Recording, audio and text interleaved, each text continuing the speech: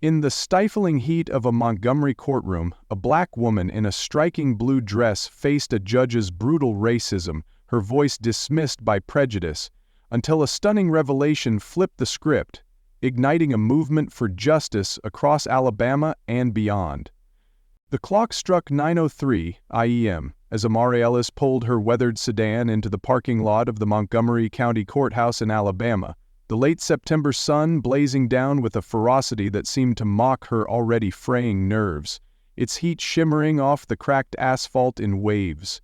the air thick with the scent of dust and pine that clung to her skin like a second layer. At 42, Amara, a black woman with a sharp mind honed by years of adversity and steady hands that had once helped her grandmother knead dough in their modest kitchen, carried the weight of her family's legacy in her heart. A small two-bedroom home on the edge of Montgomery, its peeling white paint and creaky porch swing a testament to the love that had filled its walls, now at the center of a property tax dispute that had spiraled out of control, threatening to rip away the only piece of her past she could still hold on to. Dressed in a deep blue dress that hugged her curves, its V-neckline dipping low and shoulders bare, she adjusted her gold earrings, their faint jingle a small comfort against the storm brewing inside her, her dark eyes scanning the courthouse steps with a mix of determination and dread, her stomach twisting with unease as she realized she was already late. Delayed by a frantic call from a client at her small legal aid office, a pro bono case involving a single mother facing eviction that she couldn't bring herself to ignore even if it meant risking her own battle today. She hurried up the steps, her heels clicking against the uneven stone, each step echoing in her ears like a metronome counting down to a confrontation she wasn't sure she was ready for. Clutching a sleek black briefcase stuffed with evidence, documents meticulously gathered over weeks, each page a piece of the puzzle proving the city had wrongly doubled her property taxes without notice. A clerical error that now threatened to strip her of the home where she'd learned resilience under her grandmother's watchful gaze, where she'd sat on the porch swing as a child, listening to stories of survival through segregation, stories that had taught her the meaning of standing tall even when the world tried to push her down. Her dress shimmered slightly under the sunlight, the deep blue fabric catching the light in a way that made her stand out against the muted tones of the courthouse steps. A bold choice she'd made to feel confident, to remind herself of her worth, even if she knew it might draw the wrong kind of attention in a place like this, a place where appearances often dictated how you were judged before you even opened your mouth. Inside, the courthouse hummed with activity, its faded walls peeling at the edges like the skin of an old fruit, the air heavy with the scent of stale coffee and ink that seemed to seep into every corner, a reminder of the countless battles fought within these walls. Battles Amara had hoped to avoid, but now found herself thrust into. She slipped into room 18, Judge Harold Grayson's courtroom, her breath catching as she felt the air shift, a coldness settling over her like a shroud as the judge's piercing gray eyes locked onto her, his silver hair gleaming under the harsh fluorescent lights. His presence, looming over the room like a storm cloud ready to unleash its fury. Amara felt the weight of his gaze, not just on her face but on her dress, the way the fabric clung to her body, the exposed shoulders, the deep neckline. She could almost hear his thoughts, the judgment forming before he even spoke, the assumption that she didn't belong here, that she was out of place in his courtroom. "You're late, Miss Ellis," he barked, his voice slicing through the room like a blade, sharp and unyielding, his tone dripping with a disdain that made Amara's skin prickle. "This court doesn't wait for people like you. $500, 0 cents fine for contempt, and I suggest you learn some respect." The words stung like a slap, each syllable a deliberate jab that echoed the prejudice Amara had faced her whole life, from the classmates who'd mocked her secondhand clothes to the colleagues who'd questioned her place in the legal world, her heart sinking with the familiar ache of being dismissed, of being reduced to a stereotype before she could even open her mouth. As the judge's words landed, Amara's mind flashed to a memory of her grandmother standing in their small kitchen, her hands dusted with flour as she rolled out dough for Sunday biscuits, her voice soft but firm as she said, "They'll try to make you feel small, baby girl, but you're bigger than their words. You're a force, just like this dough, rising no matter how hard they press. That memory, once a source of comfort, now twisted into a sharp pang of grief. The realization that she might lose the home where those lessons were taught, where her grandmother's laughter had once filled the air, hitting her like a physical blow. Her chest tightening with a mix of sorrow and anger, a crushing weight on her already strained finances. The deep blue dress, which had felt like armor when she'd put it on that morning, now felt like a target, a beacon that drew Grayson's scorn, his eyes lingering on her in a way that made her feel exposed, not just physically but emotionally, as if he'd stripped away her right to be taken seriously before she'd even had a chance to speak. Yet, even as the ache in her chest grew, a spark of defiance flickered within her, a quiet fire that had been kindled by years of facing down injustice. A fire that now burned brighter with every second she stood under Grayson's scornful gaze, setting the stage for a battle she hadn't anticipated but was now fully prepared to fight. The courtroom itself seemed to hold its breath. The other occupants, a mix of tired citizens clutching parking tickets and small claims forms, shifting uncomfortably in their seats, their whispers barely audible over the hum of the air conditioning unit that rattled in the corner, its noise a constant reminder of the building's age and neglect. Amara noticed a young man in a faded jacket near the front, his eyes darting nervously between her and the judge, as if he too sensed the unfairness of the moment, while an older woman with graying hair clutched a rosary in her lap, her lips moving silently in prayer, perhaps for her own case, or perhaps for Amara, a stranger who'd just been struck down by a system that seemed designed to keep people like her in their place. The judge's gavel rested on the bench, its polished wood gleaming under the lights, a symbol of authority that now felt more like a weapon aimed directly at her. And as Amara took a deep breath, the scent of stale coffee mixing with the faint tang of her own sweat, she knew this was only the beginning, that the fight for her grandmother's home and for her own dignity was about to become something much larger than she'd ever imagined. Amara stood frozen at the podium, her hands gripping the edges of her briefcase, the smooth leather cool against her palms, a stark contrast to the heat rising in her chest, her heart pounding as Judge Grayson's words echoed in the silent courtroom like a thunderclap, each syllable a reminder of the fine that now hung over her like a guillotine, a heavy weight on her already strained shoulders, threatening to crush the fragile hope she'd clung to all morning. Her deep blue dress, which had felt like a symbol of her strength when she'd chosen it that morning, now seemed to mock her, its bold cut and vibrant color drawing every eye in the room, including Grayson's, whose gaze lingered on her exposed shoulders and plunging neckline with a mixture of disdain and something uglier, something that made Amara's skin crawl,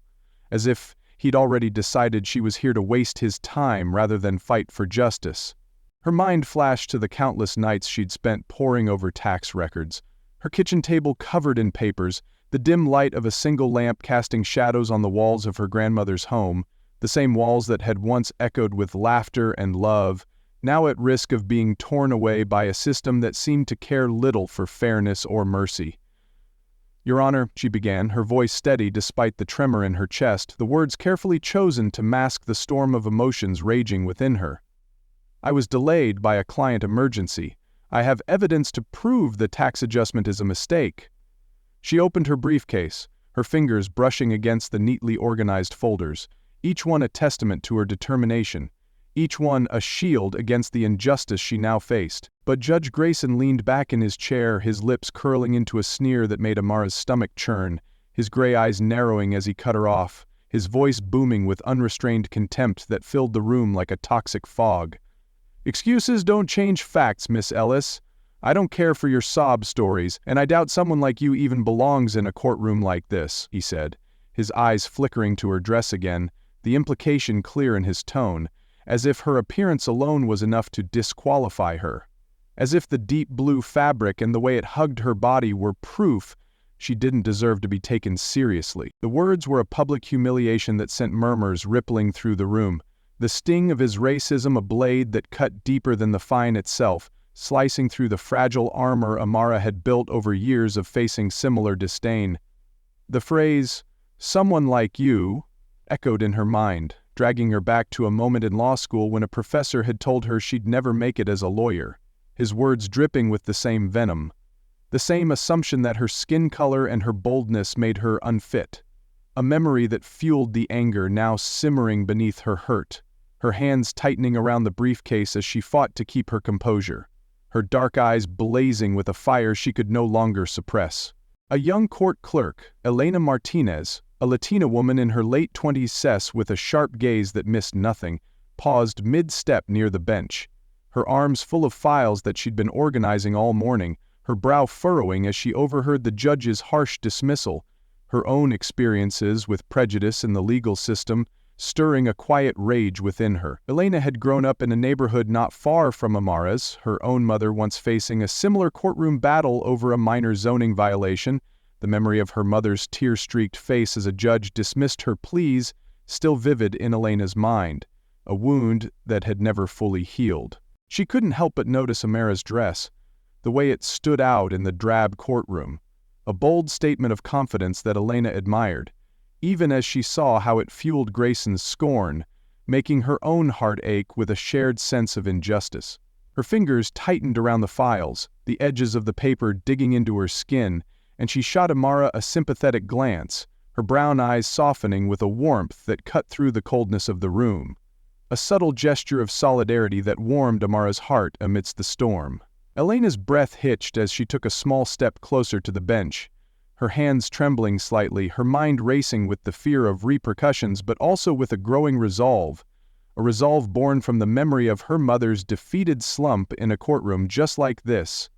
a resolve that told her she couldn't stay silent, not this time. Nearby, an older black man named Thomas Carter, a regular at the courthouse for minor disputes over parking tickets and property lines, sat in the back row, his weathered hands clasped tightly in his lap, his brown eyes flickering with indignation as he watched the scene unfold, his mind drifting to his own daughter, who'd faced similar treatment in a courtroom years ago,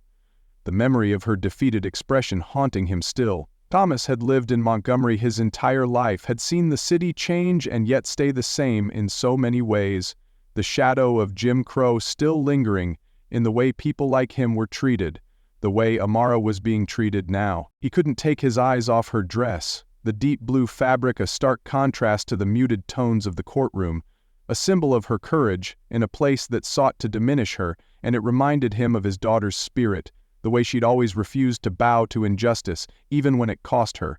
He whispered to himself, "That ain't right. She don't deserve that." His voice barely audible over the hum of the courtroom, but his hands unclenched, his fingers brushing against the worn fabric of his jacket as he leaned forward, a small act of defiance in itself, a silent promise to Amara that he'd bear witness to her fight, that he'd carry her story beyond these walls if she needed him to. The murmurs in the courtroom grew louder, a ripple of unease spreading through the crowd as they processed Grayson's words, some shifting uncomfortably in their seats, others whispering to their neighbors, the tension in the room palpable, a storm brewing just beneath the surface. Amara took a deep breath, the scent of stale coffee and ink filling her lungs, her hands steadying as she clutched her briefcase, the smooth leather a lifeline in the chaos, her mind racing with the implications of Grayson's dismissal. If she couldn't get her case heard, the city would move forward with the tax seizure, and her grandmother's home, the one place where she'd always felt safe, the one place where she'd learned the meaning of resilience, would be lost forever. Her dress, which had been a source of strength that morning, now felt like a double-edged sword, its boldness fueling Grayson's prejudice, making her a target in a way she hadn't anticipated, but also reminding her of why she'd chosen it, to stand out, to be seen, to refuse to be invisible in a world that so often tried to erase her. And even as the fear gripped her, the spark of defiance that had flickered in her chest now burned brighter, fueled by the memory of her grandmother's strength, by the quiet support of Elena's glance, by Thomas's whispered words, a fire that refused to be extinguished, a fire that told her she had to fight, no matter the cost. Because this wasn't just about her home, it was about her dignity, her worth, her right to be seen and heard in a world that too often tried to erase her. Judge Grayson slammed his gavel down, the sharp crack slicing through the courtroom like a gunshot, his voice a harsh growl that silenced the murmurs rippling through the crowd. his gray eyes burning with unbridled disdain as he pointed a trembling finger at Amara, his words dripping with malice that thickened the air, making it feel heavy and suffocating, as though his prejudice had woven itself into the very atmosphere. "I've heard enough. Your case is dismissed, Miss Ellis, and I suggest you leave before I double that fine," he barked. His verdict a crushing blow that threatened to break Amara's resolve, her grandmother's home slipping further from her grasp with every word,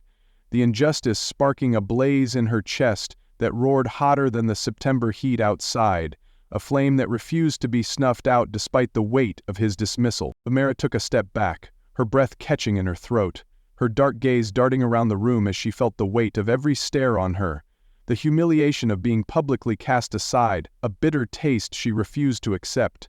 Her hands gripping her briefcase so tightly her knuckles paled, the smooth leather her only anchor in the storm, her mind racing for a way to reclaim her voice, to fight for the legacy her grandmother had entrusted to her.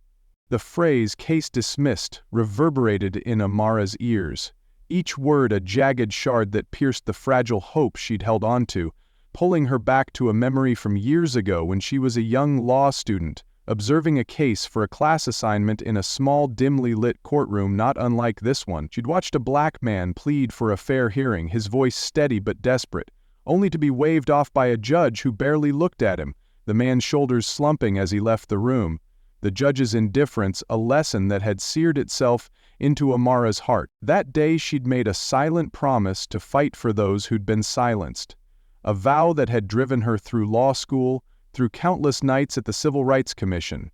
A pledge that now surged within her, fueling her determination to stand firm against Grayson's injustice. Her dark eyes, sharp and unyielding, locked onto the judge with a defiance that belied the tremor in her chest, her posture straightening as she drew strength from the memory of that day, a memory that reminded her why she couldn't walk away, why she had to fight, no matter the odds. The deep blue dress she wore, its striking design a vivid contrast to the courtroom's muted tones, stood as a quiet emblem of the bravery she'd summoned that morning, a bravery she now called upon to face the storm before her voice steadying as she prepared to push back against the injustice threatening to engulf her. Amara's jaw clenched, her gaze narrowing as she squared her shoulders, the pressure of the moment both heavy and empowering, her resolve hardening like steel as she recalled her grandmother's porch swing, the creak of its chains under the Alabama stars, her grandmother's hands, rough from years of labor, gently braiding her hair while sharing tales of ancestors who'd battled for freedom, who'd stood tall against oppression, lessons that now kindled the fire in Amara's chest, urging her to fight, not just for her home, but for every soul who'd been dismissed in a place like this, for every voice muted by the weight of bias. She couldn't let Grayson erase her the way that Judge had erased the man she'd seen years ago, couldn't let him strip away the house where her grandmother's wisdom had taken root, wisdom that had molded her into the woman she was now, someone who would not be silenced, no matter the cost. Her fingers tightened around the briefcase, the leather creaking under her grip, a physical reminder of the evidence she'd fought so hard to gather, evidence she refused to let go unheard, her voice rising within her like a tide, ready to break through the barriers Grayson had tried to erect. The courtroom seemed to hold its breath, the air thick with anticipation, the other occupants citizens clutching parking tickets, a young mother soothing her restless child, watching with wide eyes, their whispers fading into a tense silence as they sensed the tempest brewing, a storm Amara was ready to unleash. Elena, the young court clerk, hesitated near the bench, her hands trembling as she held her files, the paper's edges creasing under her tight grip, her conscience wrestling with her fear of speaking out, the memory of her mother's defeat in a courtroom years ago resurfacing, a scar that throbbed with every injustice she witnessed. She'd been a teenager then, sitting in the back of a similar courtroom, watching her mother, a single parent who'd worked 2 jobs to support their family, plead to save their home from a zoning fine, her voice quivering as she explained missing the notice due to late shifts at the diner, only to be dismissed with a judge's curt, "Ignorance is no excuse." Her mother's silent sobs haunting Elena even now. That experience had shaped her, taught her the price of silence, but also the terror of defiance, a fear now clashing with the spark Amara's courage had ignited within her. She noticed the intensity in Amara's eyes, the unyielding determination in her stance, and it stirred a quiet bravery she'd long suppressed, a bravery born from years of staying invisible to survive a system that often ignored people like her, a system that had crushed her mother but wouldn't crush Amara. Not if Elena could help it. Elena drew a shaky breath, her brown eyes meeting Amara's across the room, and she stepped forward, her heels clicking softly on the worn wooden floor, her voice quiet but resolute, cutting through the tension like a whisper in a storm. "Your Honor, with all due respect, Miss Ellis hasn't been given a fair chance to present her case.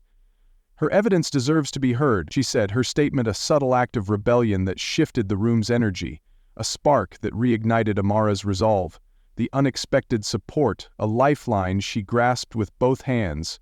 her chest swelling, with a breath of hope that intertwined with her fierce determination. The courtroom buzzed with murmurs, the air crackling with renewed energy, and Amara felt the change, her heart lifting as she realized she wasn't alone, that others in this room recognized the unfairness, were willing to stand with her, even at the risk of their own positions in a system that often demanded obedience. Nearby, Thomas Carter, the older black man in the back row, leaned forward, his weathered hands gripping the bench in front of him, the wood splintering slightly under his firm hold, his brown eyes wide with awe and pride as he watched Elena speak, her bravery reminding him of his daughter, who'd once confronted a teacher for belittling her in class, an act that had led to a suspension but had also forged her into the resilient woman she'd become. Thomas had driven his daughter to school the next day, his heart heavy yet proud as she'd marched back into that classroom, her head held high, her backpack slung over one shoulder,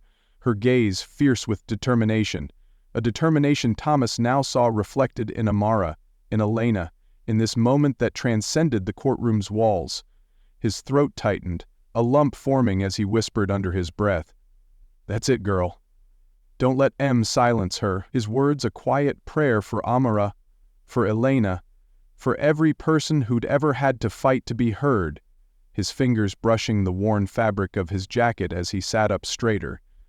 silently vowing to bear witness to this moment, to share its significance beyond these walls, to tell his daughter about the woman who'd refused to yield.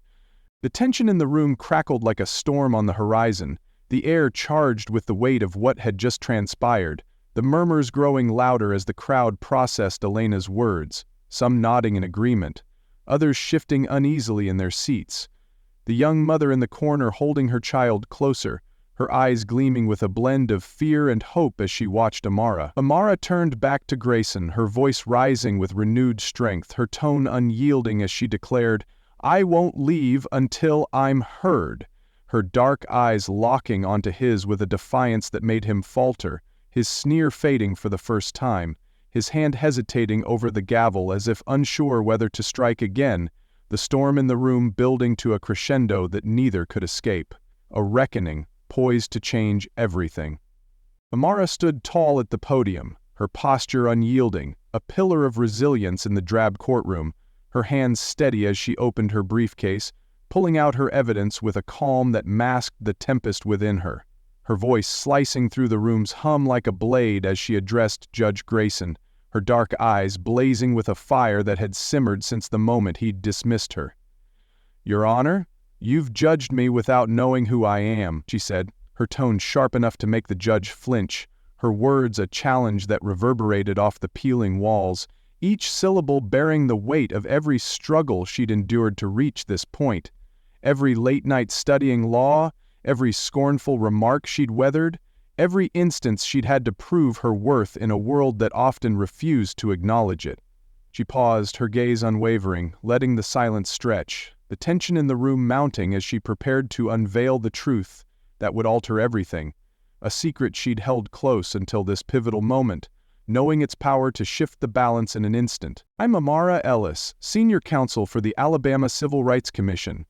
I've spent the last 15 years fighting for justice, in courtrooms just like this," she proclaimed, her voice steady yet charged with a quiet fury, the revelation striking like a thunderclap, the entire courtroom falling silent, the air thick with astonishment as every head turned to Amara, her identity a lightning bolt that upended the power dynamic in a heartbeat. Her words lingered, laden with the gravity of her reality, a truth Grayson had never anticipated, a reality that dismantled the preconceptions he'd clung to, the biases that had fueled his contempt from the moment she'd entered his courtroom. Amara's thoughts drifted to the countless nights she'd spent earning that title, the long hours in law school, the sleepless evenings at the commission, poring over case files under the faint glow of a desk lamp, her grandmother's words echoing in her mind. "You're a force, baby girl,"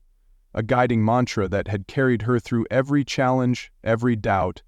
every instance she'd been told she didn't belong. Now, standing in the very courtroom where she'd been belittled, she felt the full impact of that journey, a deep sense of pride in who she'd become, a feeling that now burned brighter than ever as she confronted the man who'd sought to diminish her worth. Judge Grayson's face paled, his gavel slipping from his hand with a faint clatter that echoed in the stunned silence, the sound a stark contrast to the commanding authority he'd wielded moments before, his earlier arrogance crumbling like brittle sand as he stammered, his gray eyes wide with disbelief, his voice a mere whisper as he choked out, "That's impossible." His hands gripped the edge of the bench, the wood creaking under his weight, the noise mirroring the fracturing of his facade, his mind racing as he grasped the enormity of his error. The woman he'd deemed insignificant now standing before him as a formidable presence he couldn't ignore, her authority commanding the room in a way he never could. Amara stepped closer, her heels clicking against the floor with deliberate precision, each step a testament to her strength, her dark eyes piercing through Grayson with a quiet intensity that cut deeper than any shout. The deep blue dress she wore a subtle reminder of the boldness he'd tried to suppress, her voice unwavering as she spoke. "I came here today to fight for my grandmother's home," she said, her tone resolute. "But what I found was a courtroom steeped in bias, and as an officer of the court, I won't let that stand."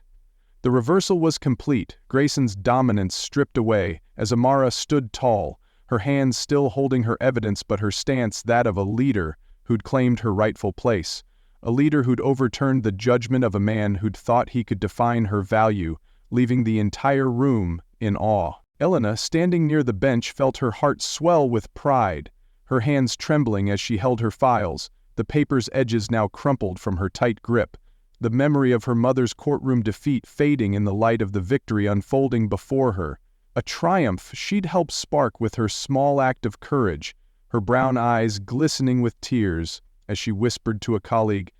"I knew she was more than they thought. I knew it."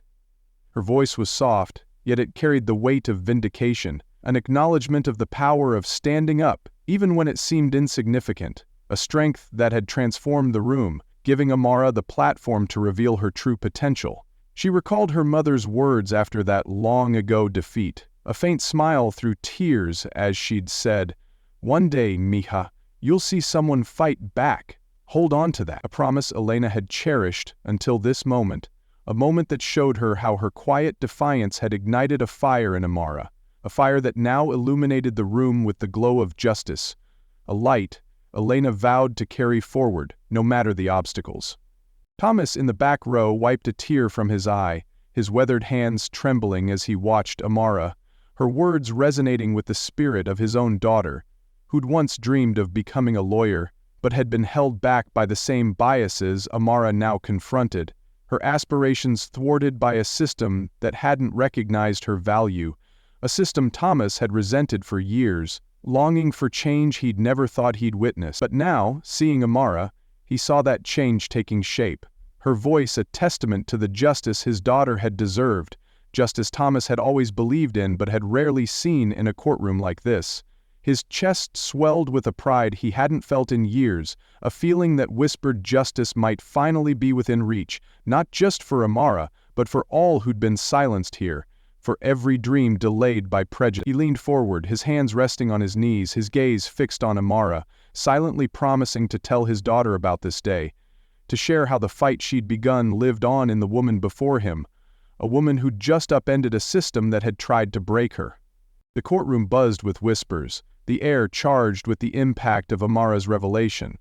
her identity a beacon that pierced the shadows of prejudice, her voice a rallying cry for change that echoed beyond the peeling walls, a cry that left Grayson, and everyone else, in awe of the woman they'd underestimated. The young mother in the corner, her child now asleep in her arms, felt a surge of courage as she watched Amara, her own fears of facing the court for her eviction case melting away, replaced by a resolve to speak up, to fight for her family as Amara was fighting for hers, her fingers brushing her child's soft hair as she murmured,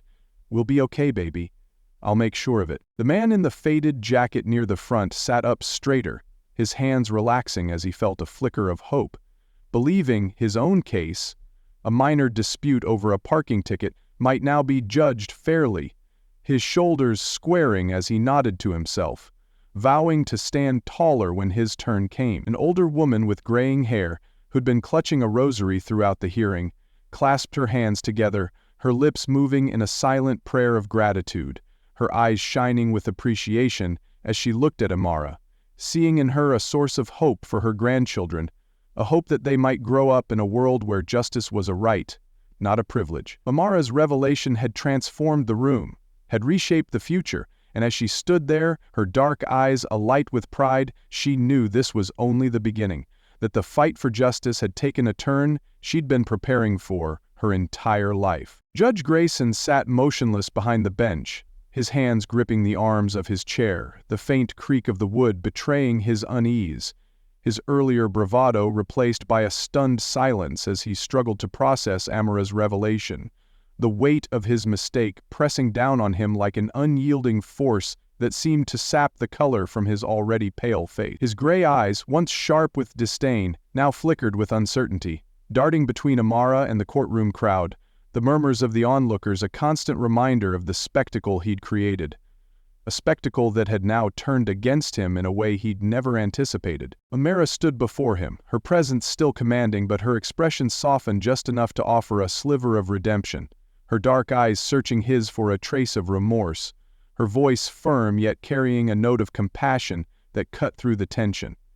"I'm giving you a choice, Judge Grayson," she said, her words resonating with the authority she'd earned through years of fighting for justice. "Acknowledge your bias and commit to change, or I'll ensure this courtroom faces an investigation. I won't let injustice fester here." The ultimatum hung in the air heavy with the promise of accountability, a promise that Amara intended to keep, her stance unyielding as she waited for his response, her heart pounding with the weight of the moment.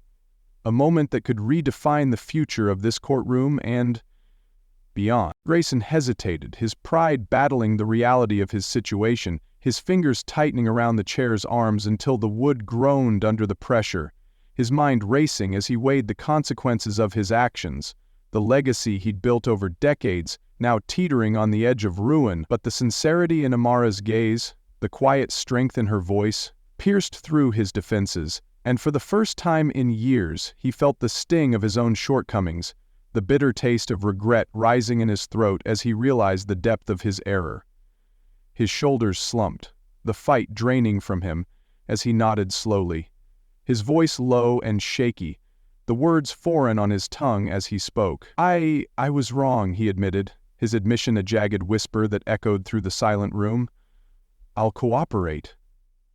I don't want this to define my legacy." The confession was a small victory, but it was monumental in its rarity. A crack in the armor of a man who'd spent years wielding his authority like a weapon, a crack that Amara had forced open with her courage, her chest swelling with a fierce pride in her identity, in the movement she'd just ignited, a pride that mingled with a quiet relief as she saw the first step toward change take root. Amara nodded in acknowledgement, her heart lighter as she absorbed Grayson's words, the tension in her shoulders easing as she exhaled a breath she hadn't realized she'd been holding, the relief washing over her like a cool breeze on a swelteringly unbearable day, mingling with the pride that still burned brightly within her, pride in the woman she'd become, in the legacy she was fighting to protect. She turned to the courtroom, her dark eyes sweeping over the crowd, her voice steady as she addressed them, her words a declaration of a new era for Montgomery's courts, a promise that carried the weight of her grandmother's lessons of resilience and justice that had guided her to this moment.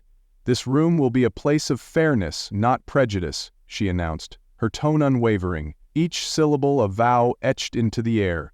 "And I'll work with the Civil Rights Commission to ensure it." The crowd stirred, a ripple of awe and hope passing through them, their faces a mix of astonishment and inspiration, the young mother in the corner clutching her child a little tighter, her eyes shining with gratitude as she whispered to her sleeping baby, "We've got a chance now, little one." Elena stepped forward, her hands clapping softly, the sound a quiet crescendo in the still room, her brown eyes glistening with admiration as she whispered to a colleague, "She's changing everything. I knew she was special," her voice trembling with emotion as she felt the ripple effect of Amara's courage, a courage that had emboldened her own small act of defiance, an act that had now blossomed into something far greater than she'd ever imagined. Elena's mind flashed to the moment she'd decided to speak up, the fear that had gripped her then, now replaced by a resolute determination to be part of this change, a determination that fueled her decision to join Amara in her mission, to stand as an ally in the fight for a fairer system, her hands steadying as she gripped her files. A silent vow to carry this momentum forward. Thomas, in the back row, wiped a tear from his eye, his weathered hands trembling as he murmured under his breath, "That's my girl's spirit up there," his voice thick with emotion as he saw in Amara the strength of his own daughter, who'd faced similar battles but had never seen justice in her lifetime. A sight that now filled Thomas with a hope he hadn't felt in years, a hope that the next generation might inherit a world where fairness wasn't just a dream but a reality. The air in the courtroom seemed to lighten, the oppressive weight of Grayson's bias lifting as Amara's words took hold, her presence a beacon of change that illuminated the shadows of prejudice, her victory a testament to the power of standing up, a power that had not only saved her grandmother's home, but had also sparked a movement that would ripple far beyond these walls. Amara stood tall, her frayed navy skirt suit now a badge of honor, her dark eyes alight with a quiet satisfaction, the realization that she'd not only confronted injustice, but had also begun to dismantle it, filling her with a deep sense of fulfillment, a fulfillment that marked the beginning of a new chapter for Montgomery, a chapter she was determined to write with the same courage that had brought her here.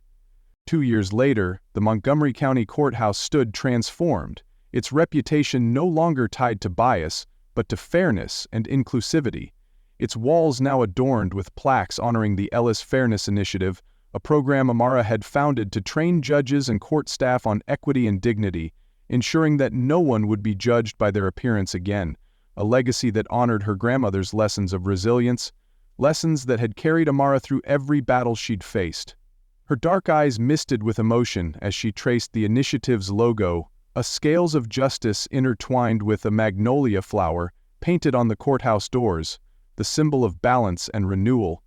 a constant reminder of the change she'd fought for, a change that had begun in that very courtroom where she'd once been dismissed, a change that now echoed across Alabama and beyond,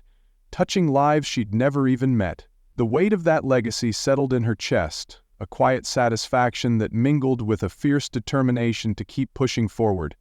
to ensure that this progress would endure, that her grandmother's spirit would live on in every act of justice this courthouse now upheld. Amara, now a respected advocate in the legal community, worked closely with Elena, who'd risen to oversee the initiative's training programs, her own experiences with prejudice fueling her passion, her voice steady as she taught new clerks the importance of fairness, her brown eyes alight with the same fire that had sparked when she'd first stood up for Amara, a fire that had grown into a blazing commitment to change. Elena's hands no longer trembled as she handed out training manuals, her fingers brushing against the cover of a booklet she'd helped design, the title Equity in Action,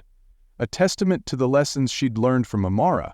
lessons she now passed on to others, ensuring that the system would never again silence voices like her mother's. Thomas, too, had found a new purpose, becoming a community liaison for the initiative, his weathered hands now holding flyers for outreach events, his laughter a warm sound that filled the air during their monthly meetings with Amara, a sound she cherished as a reminder of the bond they'd forged through shared struggle, a bond that had grown into a partnership dedicated to uplifting their community, to ensuring that no one would face the courtroom alone, as they once had. At a statewide legal conference, Amara stood on stage, her frayed suit long replaced by a sharp blazer that spoke of her new role, her voice steady as she addressed the crowd, her dark eyes alight with purpose, each word a vow that carried the weight of her journey.